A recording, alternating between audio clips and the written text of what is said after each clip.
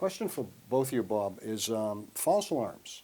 Where were we? Where are we today? And where are we going to be in a year and 5 years?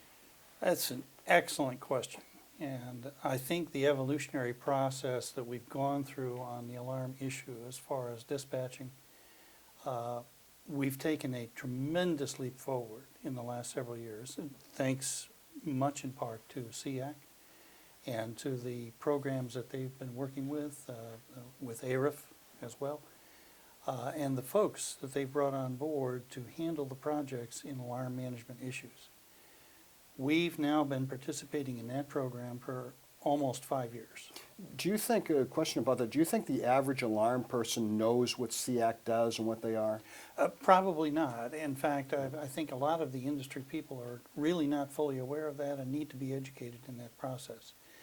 The folks who have done the field work, who are working currently in the trenches, SEAC, for example, sends folks out who are professionals in the industry at no cost to the industry to work with the management people in law enforcement and in fire response, in educating them and training them.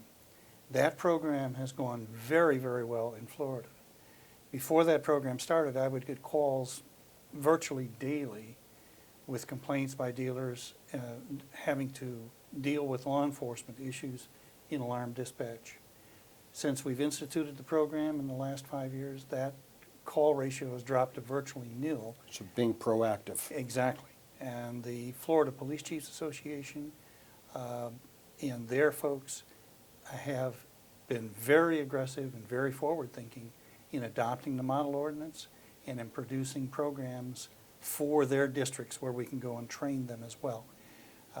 That has been tremendous. Now we're beginning to see the benefits of that. It's taken a lot of hard work.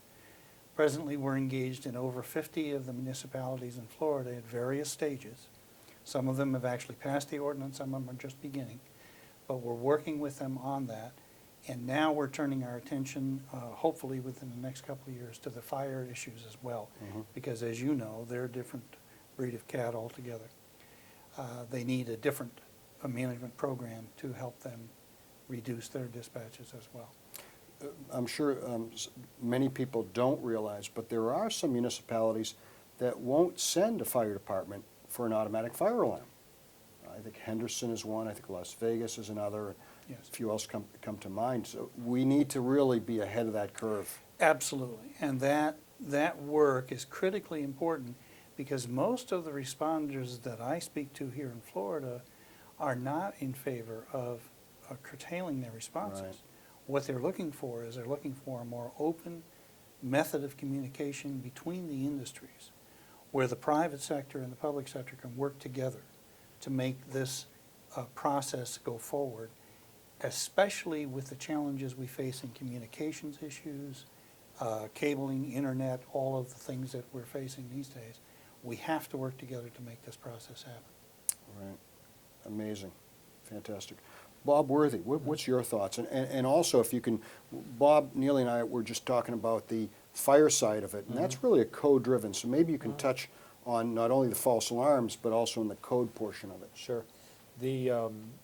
I'll go back to the false alarms for a minute, and one of the very aggressive things that happened here in Florida was we were the first state to get it passed into law on enhanced call verification.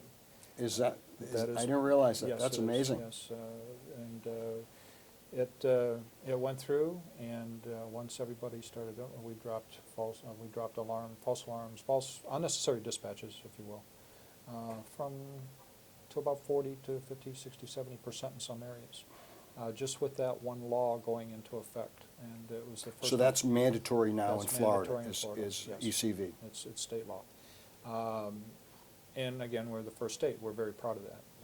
The Alarm Management Committee that through the Florida Fire Chiefs or Police Chiefs Association, again, we're the first state to have that. So Florida has been a model for several different programs, which we're very proud of. Yeah, congratulations. I didn't realize that it was the first in the country. Yep. The CPO1 standard that the manufacturers, that everybody works so hard on to get passed, it was a big turnaround. to help reduction of false alarms. And that is now starting to see, now that it's been implemented, it's been starting to be put in place more and more and more with the everyday installations, it's starting to show. But you can see quantifiable results. Most definitely. Not just Absolutely. fuzzy. It's, Oh, you most can actually definitely. see it. Mhm. So your recommendation would be CPO1, Control Panel version 1, or Enhanced Call Verification? Or Or a both, combination. combination of both, the two, sure, exactly. right, absolutely, Exactly absolutely. right. When that first came out, it's like anything else, it has to bleed into the populace. Right. And, you know, it didn't have a dramatic impact at first, naturally. You saw one panel go in, then two panels go in. But now that it's been in place for a couple of years, and every panel that's being sold, at least here in Florida, I know, has to be CPO1, so I don't know about the rest of the country, but it wouldn't surprise me that the manufacturers, once they started. And you do see the results, because my fear has always been, is you've got more customers, so now the numbers are going up, and the false alarms are going down, but what happens is you're always increasing the number of subscribers. So it never will, I don't want to say never, but potentially it could never, or it wouldn't go down to a noticeable amount, but you're saying it does. It does, absolutely So we're does. increasing the number of customers that have systems, and we're still decreasing the dispatches. That's, and there is proof positive to that. Right, It has right, been tracked right. by law enforcement. Right. Is Florida the only state, or are there other states that have a combination of the two, ECV and CPO1? I think Virginia has it. Virginia, I believe, does have Tennessee. it. There's a couple of them Couple now that have that have both. gone to That's great. enhanced call verification. Boy, that's a great model. It is. That is a great And, model. I think it was just common sense. Right. And the knock on it is you're delaying dispatch. But how long are we delaying dispatch? Right. 20 seconds? Right. That's negligible into when you talk about police aren't there for 5 minutes, 10 minutes. And that 20-second call, Right. and if you look at the grand scheme of things, if you have less dispatchers, they should be able to respond to the dispatches they do have in a faster, Right.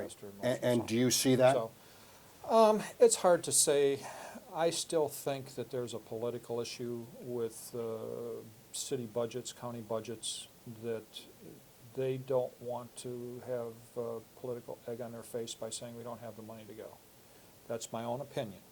I have no proof of that. Mhm. However, I think that still exists. They would rather say that it's a high percentage of false alarms out there. That's why they are not so apt to go. When in fact, if you dig into it, and I have done this on a personal basis, looked at some of the California issues, the cities are broke. They have Right. no money. So it's And- a and dollars, so it's a dollars issue. dollar situation. Right. I don't think we'll ever be able to beat that.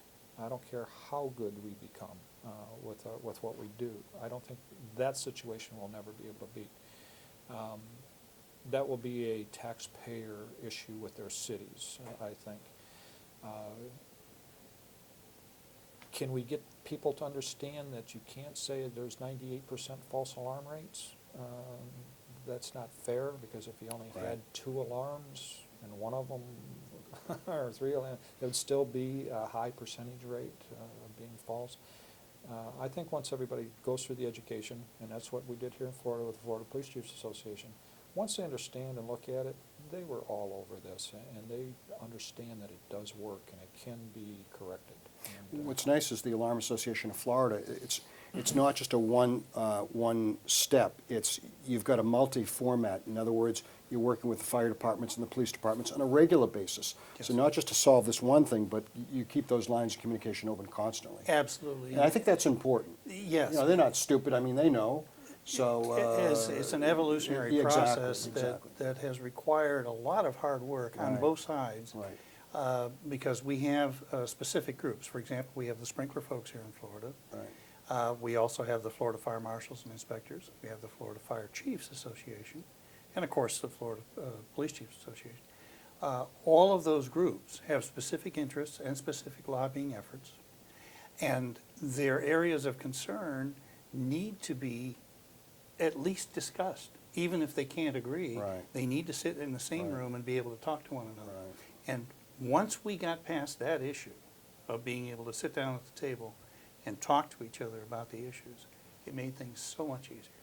Because now we can pick up the phone, there's a face to that name on the other end, and you can bring that issue to the table, and Right. they're willing to discuss it. And, That's great. Congratulations. It's amazing how far for an association, and especially so geographically spread out. Spread out. I'm fascinated by that. Bob Worthy, you do fire work, and fire is an interesting science unto itself, very code-driven.